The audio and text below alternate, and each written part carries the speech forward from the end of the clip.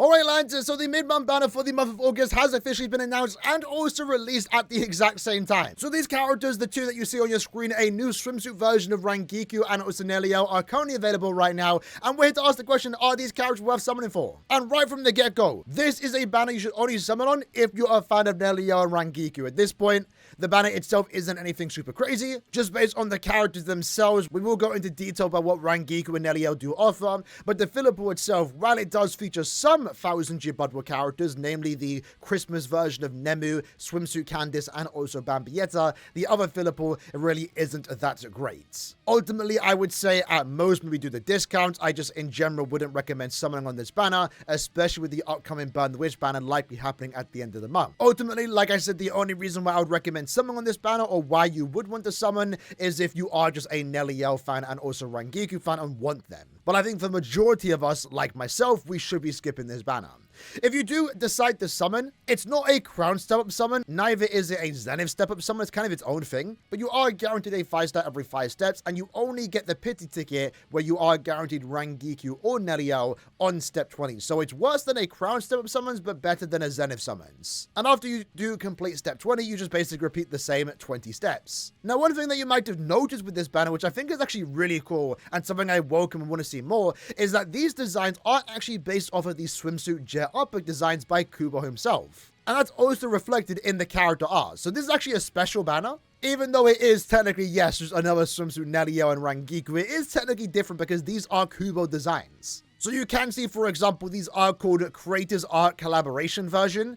So they are in a way a first. They aren't 1000-year Blood War, they aren't normal seasonals, but they are going to be limited characters, so they aren't going to be available in summon tickets. And I would assume they will be treated as 1000-year Blood War, so we might see them return in 3 months' time. We might see them become fillers in future Blood War banners in around 6 to 7 months, but I can't say that for certain because this is a first. Maybe they will be rare and they will never return as, you know, fillers, for example. I would like to assume they will, but what we do know is that this is going to be first of many playable art characters. So for example, if you go to the album, use the Nelliel as an example, again, really cool just to see KUBO art in game. I'm a big fan of their artwork, mostly when it comes to the character portraits. But when you actually go and open up the full artwork, it is just a zoomed in picture because this art was designed, you know, 6 years ago at this point. And it showcases a lot of different characters. They want to strictly focus on Nelliel. That's why it's kind of zoomed in and also cropped. But you can see it created for the first round of the project playable art to celebrate 10 years of Brave Souls. So we are going to get more designs like this based off of KUBO's art. And this right now is just the first round. So with that in mind, we might see these characters return in the future when we get our next set of playable art characters, depending on how long that does take for the second round. But if we do have a closer look at the actual characters themselves, Nelliel is a power normal attack damage character designed for the melee Aaroniero Killer guild quest. So what you will see here is that she does have a very high damage output, and in a way our first sign of the power creep in terms of normal attack damage characters, because one of the biggest problems that we have seen with normal attack damage characters, ones designed for guild quests,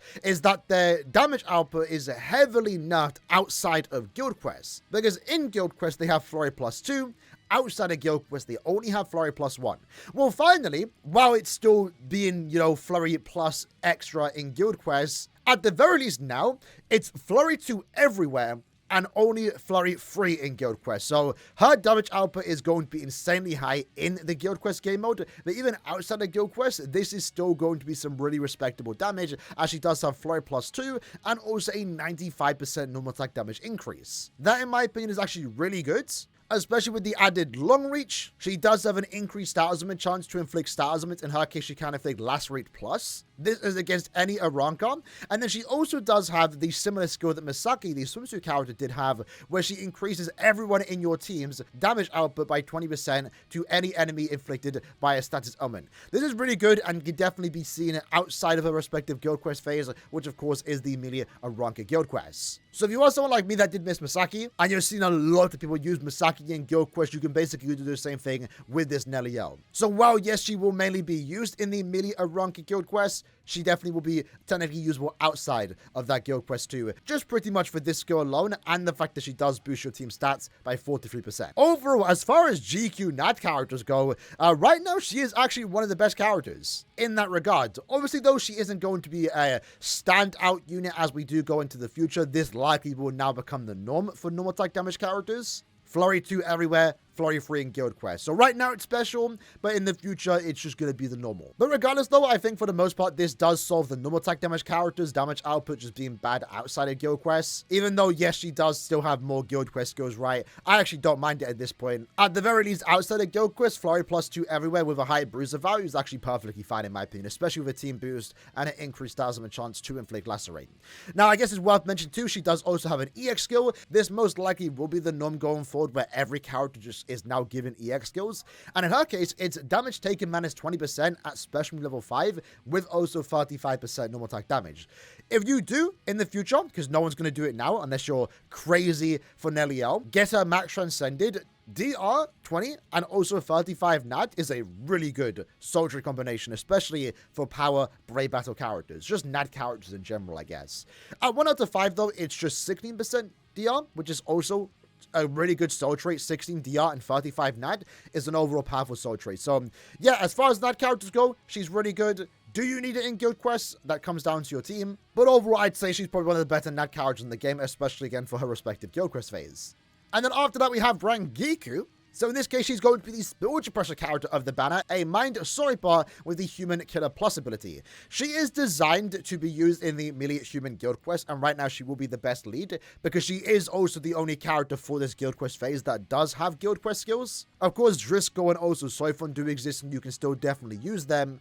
Even with the unfortunate increase in HP for Guild Quest, I think they should be fine. But of course, RANGIKU right now is going to be the best lead for that Guild Quest phase. And it was one of the last few Guild Quest phases that did lack a frenzy-free character. Now, even though we did see quite a big jump in terms of damage output for a character like Nelliel, for example, going from Flurry 2 to now Flurry 3, this character is keeping Frenzy 2 everywhere, only Frenzy 3 in Guild Quest. Again, I welcome this at this point. It makes the anniversary characters, end-of-year characters feel more special where they have Frenzy 3 everywhere, and it means that, you know, not every character is going to have these ridiculously high damage outputs, and we are in a way kind of going back to what we had, you know, prior to the 10th anniversary in terms of power creep, which I think is overall good for the game's balance, if that kind of makes sense. But of course, she's going to be a really good character for her respective Guild Quest phase.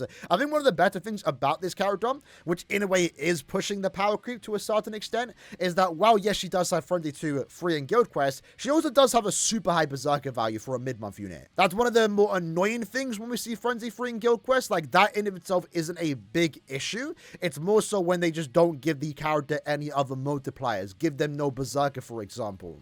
So in RANGIKU's case, she does have the 70% Berserker. So even though she has, you know, again, Frenzy 3 in Guild Quest, Frenzy 2, 70% Berserker, more killer effect, melee damage, and an 80% spiritual pressure boost honestly is solid. Of course, with that you have weakened defense, poise break. She quite literally is just a standard Guild Quest character, I guess, with the noteworthy skill here of having a very high Berserker value for a mid-month unit. Even end-of-month characters don't always get that, you know. Yoruichi, for example, 2 months ago didn't get that. She can inflict Drain Plus though, so that's going to be also good for just survivability, especially against humans because they have very fast activation time, so it's good that she does have that survivability. And then I guess more, if anything, the most special part about this unit, with the EX skill, granted you do need to get a max transcender, but even at special level 1 it's still good, is that she has the increased damage to status afflicted enemies to your entire team. So what, you know, Misaki and Nelliel offer, but she offers it as an EX skill. So at special level 5, she's a very powerful soul trait, in my opinion, that you can throw into any Guild Quest team, assuming you are using a Mind character. But remember, because she is a character designed for Guild Quest, if you are using her, as she is a Mind Soripa, she of course is going to have really good synergy with Shuhei, as he does offer an additional 20% strong attack damage and also an additional 40% more damage to enemies that are inflicted with a status omen. And then, of course, alongside that, if you do have access to, you know, the new 10th anniversary Ichigo, depending on how many duplicates you did get of that character, you're giving RANGIKU even more strong attack damage. And because she has a 70% Berserker, it is pretty high, it will multiply whatever value you do have here. So overall, in my opinion, Rangiku and Nelliel are really good units. I think they're just solid units across the boards. Nelliel's a standout normal attack damage character, although I think as time goes by, she will just become average, I guess. As I assume every future normal attack damage character will now be given Flurry 3 in Guild Quest, Flurry 2 everywhere. Rangiku is just another Guild Quest SP unit. A good one at that. Overall, 2 solid characters. Someone that I would like to hope and pick up in the future. Again, not quite right now, just given the fact that we know our next banner is likely going to be Burn the Witch. They are going to be, even though we don't know really the availability for these 2 characters, given that they aren't technically Blood War, they are Kubo characters, right, essentially. We do know that Burn the Witch, though, is quite a rare banner. It's very rare for us to get new Burn the Witch characters, and we know that they don't return all too often. So right now, I would most so encourage you lads to save orbs for that banner. They are also end the month units. I would expect end the month Burn the Witch to be a lot better than these 2 characters, although of course they will be used for different things. And also again, the banner itself isn't really that great. The only 3 standout fillers here are Nemu, Candice, and also Bambietta, but as we've seen multiple times now, these characters will return often. It's cool that Candice and Bambietta are here, but they've been available in quite a lot of banners already throughout the year 2025, and they will continue to be seen in fillers. Same again with Nemu. And the fact that you aren't guaranteed a character on step 10, it takes 20 steps. It's hard to really recommend summoning on this banner. I think the 2 characters are cool. I love what they're doing with this, you know, playable Kubo art characters. I want to see more of it, and the possibilities can be quite crazy. They did keep it quite tame. They didn't start off with a bang in terms of, you know, character selection and design. These are just, again, swimsuit characters. But I'm a big fan of what they are doing here. But even having said that, I'm just not summoning, and I don't recommend summoning on this banner. It's just not really quite worth it. I'd say continue saving orbs unless you are a big Nelliel and Rangiku fan. Either way, in the comments below, let me know what you like from the characters, and I'll see you guys next time. Take care, and peace.